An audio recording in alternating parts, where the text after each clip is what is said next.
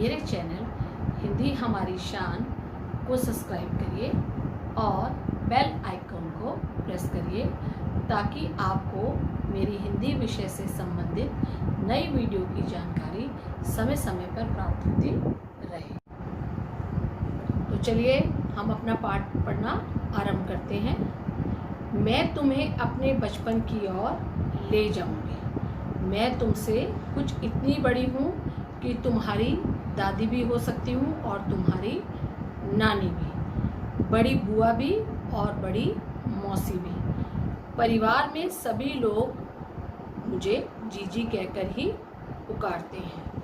हाँ, मैं इन दिनों कुछ बड़ा यानी उम्र में सयाना महसूस करने लग गई हूँ। शायद इसलिए कि पिछली शताब्दी में मैं पैदा हुई थी। मेरे पहनने ओढ़ने में भी काफ़ी बदलाव आए हैं। पहले मैं रंग बिरंगे कपड़े पहनती थी, यानी कि जब मैं थोड़ी छोटी थी तब मुझे रंग बिरंगे कपड़े पहनना पसंद था।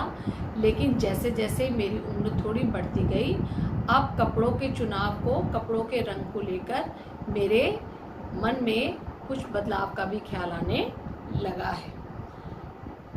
नीला, जामुनी, ग्रे, चॉकलेटी रंग।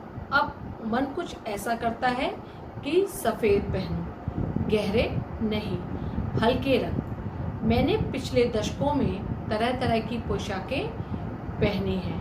पहले फ्रॉक, फिर निक्कर, वॉकर, स्कर्ट, लहंगे, गरारे और अब चूड़ीदार और घेरदार कुर्ते। बचपन के कुछ फ्रॉक तो मुझे अभी तक याद है। देखो बच्चों, हमारी कुछ बचपन की यादें होती हैं जिन्हें हम हमेशा अपने मन में संजो कर रखते हैं। अगर हम बड़े भी हो जाते हैं तब भी हम उन चीज़ों को याद करते हैं कि बचपन में हमारे पास उस रंग की फ्रॉक थी, बचपन में हमारे पास वो वाला खिलौना था, वो खिलौना हमें बहुत अच्छा लगता था। बचपन में उस जगह पर जाना हमें बहुत पसंद था। बचपन में हमारे माता पिता हमें क्या क्या चीज़ें ला के देते थे, हमें क्या क्या खाना पसंद था। तो ऐसी कई बातें होती हैं बचपन की जिन्हें हम समय समय पर याद करते रहते हैं। हल्की नीली और पीली धारी वाला फ्रॉक, गोल कॉलर और बाजू पर भी गोल कफ। एक गुलाबी रंग का बारीक चुन्नटों वाला घेरदार फ्रॉक। नीले गुलाबी रंग की फ्रॉक। उन दिनों फ्रॉक के ऊपर की जेब में रुमाल और बालों में इतराते रंग बिरंगे रिबन का चलन था। हर समय देखिए अलग अलग चीज़ों का चलन होता है। तो जब मैं छोटी थी, लेखिका कह रही है कि जब मैं छोटी थी उन दिनों बालों में लोग जेब में रुमाल रखते थे और बालों में रंग बिरंगे रिबन लगाते थे अपने बालों को सजाने के लिए, यानी कि उनको उस समय बालों में रिबन लगाने का चलन था। लेमन कलर का बड़े प्लेटों वाला गर्म फ्रॉक जिसके नीचे फर टकी थी। तो लेखिका के पास एक बड़े बड़े प्लेटों वाला गर्म फ्रॉक था और उसके नीचे फर लगी हुई थी, यानी कि सर्दियों में पहनने वाला जो फ्रॉक होता है गर्म कपड़े वाला वो। 2 ट्यूनिक भी याद है, एक चॉकलेट रंग का और अंदर की कोटी प्याजी, दूसरा ग्रे और उसके साथ सफ़ेद कोटी। मुझे अपने मोजे और स्टॉकिंग्स भी याद हैं। बचपन में हमें अपने मोजे खुद ही धोने पड़ते थे। वह नौकर या नौकरानी को नहीं दिए जा सकते थे, इसकी हमें सख्त मनाही थी। हम बच्चे इतवार की सुबह इसी में लगाते। धो लेने के बाद अपने अपने जूते साफ करके चमकाते। जब जूते कपड़े या ब्रश से रगड़ते तो पॉलिश की चमक उभरने लगती। उस समय सभी बच्चों को उनके काम बांट दिए जाते थे और हर इतवार को बच्चे अपने मोज़ों को, अपनी जुराबों को खुद ही धोते थे और अपने जूतों को कपड़ों से साफ करके चमकाते थे। सर्वर मुझे आज भी बूट पॉलिश करना अच्छा लगता है। हालांकि अब नई नई किस्म के शू आ चुके हैं। कहना होगा कि ये पहले से कहीं ज़्यादा आरामदेह है। हमें नए जूते मिलते उसके साथ ही छालों का इलाज शुरू हो जाता। हम कभी लंबी सैर पर निकलते तो अपने पास रुई जरूर रखते। जूता लगा तो रुई के अंदर। हाँ, हमारे तुम्हारे बचपन में तो बहुत फर्क हो चुका है। हर शनिचर को हमें ऑलिव ऑयल या कैस्टर ऑयल पीना पड़ता। यह एक मुश्किल काम था। उस समय बच्चों को हर शनिवार को, हमारे परिवार के बच्चों को हर शनिवार को ऑलिव ऑयल या कैस्टर ऑयल पीना पड़ता था, जो बच्चों के लिए एक बड़ा ही मुश्किल काम था। शनिचर को सुबह से ही नाक में इसकी गंध आने लगती। छोटे शीशे के गिलास जिन पर ठीक खुराक के लिए निशान पड़े रहते, उन्हें देखते ही मितली होने लगती। ऐसा लगता कि उन्हें देख के ही हमें उल्टी आ जाएगी। मुझे आज भी लगता है कि अगर हम ना पीते वह शनिचरी दवा तो कुछ ज़्यादा बिगड़ने वाला नहीं था, सेहत ठीक ही रहती। तुम्हें बताऊंगी कि हमारे समय और तुम्हारे समय में अब कितनी दूरी हो चुकी है। यहाँ तक कि बचपन की दिलचस्पियाँ भी बदल चुकी हैं। याद रहे उन दिनों कुछ घरों में ग्रामाफोन थे, रेडियो और टेलीविज़न नहीं होते थे। बच्चों, जब हम छोटे थे उस समय हम सभी के घर में ग्रामाफोन हुआ करते थे और या रेडियो। ग्रामाफोन पर लोग गाने सुना करते थे और रेडियो पर भी कुछ संदेश, समाचार या गाने, ये सब चीज़ें सुना करते थे। उस समय घरों में टेलीविज़न नहीं होते थे। हमारे बचपन की कुल्फ़ी अब आइसक्रीम हो गई है। जो हम बचपन में जिसे हम बड़े चाव से, बड़े स्वाद से कुल्फ़ी कहकर खाते थे, आजकल के समय में बच्चे उसको आइसक्रीम बोलने लगे हैं। कचौड़ी समोसा पैटीज़ में बदल गया है। शहतूत और फालसे और खसखस के शरबत अब कोक पेप्सी में।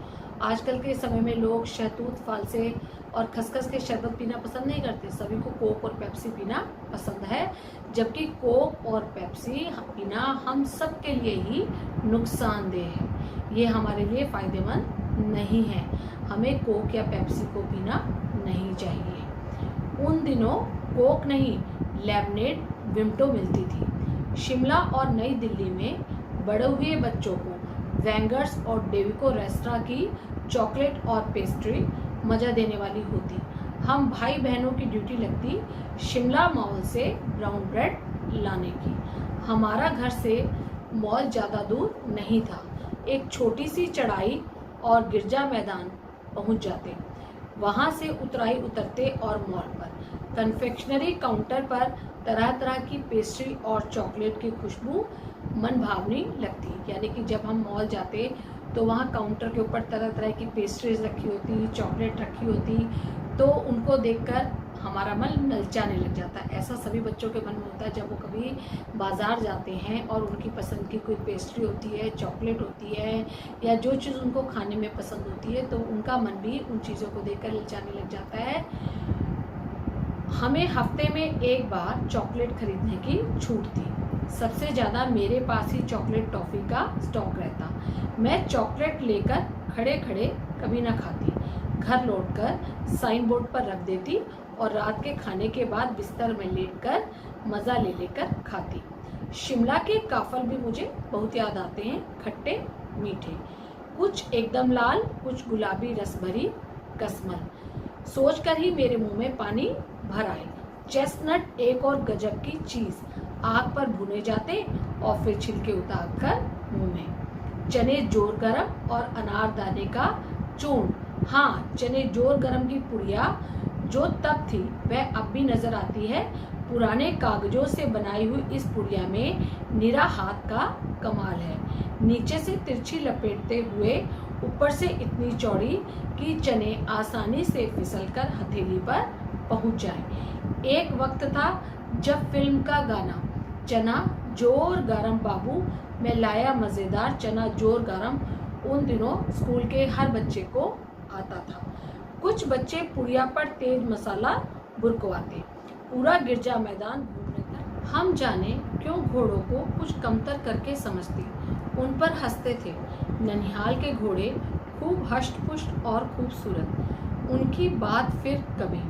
शाम को रंग बिरंगे गुब्बारे, सामने जाकू का पहाड़, ऊंचा चर्च की घंटियां बजती तो दूर दूर तक उनकी आवाज़ फैल जाती। लगता इसके संगीत से प्रभु यीशु स्वयं कुछ कह रहे हैं। सामने आकाश पर सूर्यास्त हो रहा है। गुलाबी सुनहरी धारियां नीले आसमान पर फैली हुई लग रही हैं। दूर दूर फैले पहाड़ों के मुखड़े गहराने लगे और देखते ही देखते बत्तियां टिमटिमाने लगी। रिज पर रौनक और मॉल की दुकानों की चमक के भी क्या कहने। स्कैंडल पॉइंट की भीड़ से उभरता कोलाहल। सर्वर स्कैंडल पॉइंट के ठीक सामने उन दिनों एक दुकान हुआ करती थी। जब हम छोटे थे उस समय स्कैंडल पॉइंट के ठीक सामने एक दुकान हुआ करती थी जिसका नाम था सर्वर, जिसके शोरूम में शिमला कालका ट्रेन का मॉडल बना हुआ था। इसकी पटरियां, उस पर खड़े छोटे छोटे डिब्बों वाली ट्रेन, एक और लाल टीन का छत वाला स्टेशन और सामने सिग्नल देता खंबा, थोड़ी थोड़ी दूर पर बनी हुई सुरंग। पिछली सदी में तेज रफ्तार वाली गाड़ी वही थी। कभी कभी हवाई जहाज भी देखने को मिलते। दिल्ली में जब भी उनकी आवाज़ आती बच्चे उन्हें देखकर बाहर की तरफ को दौड़ने लगते। दिखता एक भारी भरकम सा पक्षी उड़ा जा रहा है अपने पंखों को फैलाकर, यह देखो, और वह गायब। उसकी स्पीड ही इतनी तेज लगती। हाँ, गाड़ी के मॉडल वाले दुकान के साथ एक और ऐसी दुकान थी जो मुझे कभी भी नहीं भूलती। वह दुकान थी जहाँ मेरा पहला चश्मा लगा था। वहाँ आंखों के डॉक्टर अंग्रेज थे। शुरू में चश्मा लगाना मुझे कुछ अटपटा लगता। छोटे बड़े मेरे चेहरे की ओर देखते और कहते, आंखों में क्या कुछ तकलीफ है? इस उम्र में ऐनक? दूध पिया करो। मैं डॉक्टर साहिब को क्या दोहरा देती, कुछ देर पहनोगी तो ऐनक उतर जाएगी। वैसे डॉक्टर साहिब ने पूरा आश्वासन दिया था, लेकिन चश्मा तो अब तक नहीं उतरा। नंबर बस कम ही होता रहा। मैं अपने आप इसके लिए जिम्मेदार हूँ। जब आप दिन की रोशनी को छोड़कर रात में टेबल लैंप के सामने काम करोगे तो इसके अलावा और क्या होगा। हाँ, जब पहली बार मैंने चश्मा लगाया तो मेरे एक चचेरे भाई ने मुझे छेड़ा, देखो देखो कैसी लग रही है। आंख पर चश्मा लगाया ताकि सूझे दूर की, यह नहीं लड़की को मालूम सूरत बनी लंगूर की। मैं खींची कि मुझ पर यह क्यों दोहराया जा रहा है, पर शेर बुरा ना लगा। जब वह चाय पीकर चले गए तो मैं अपने कमरे में जाकर आईने के सामने खड़ी हो गई। कई बार अपने को देखा, ऐनक उतारी, फिर पहनी, फिर उतारी, देखती रही। सूरत बनी लंगूर की, नहीं नहीं नहीं, हाँ हाँ हाँ। मैंने अपने छोटे भाई का टोपा उठाकर सर पर रखा। कुछ अजीब लगा, अच्छा भी और मजाकिया भी। तब की बात थी, अब तो चेहरे के साथ यह घुल मिल गया है चश्मा। अब कभी उतरा हुआ होता है तो चेहरा खाली खाली सा लगने लग जाता है। याद आ गया वह टोपा, काले फ्रेम का चश्मा और लंगूर की सूरत। हाँ, इन दिनों शिमला में मैं सर पर टोपी लगाना पसंद करती हूँ। मैंने कई रंगों की जमा कर ली हैं, कहाँ दुपट्टों का ओढ़ना और कहाँ सहज सहल सुबीते वाली हिमाचली टोपियाँ।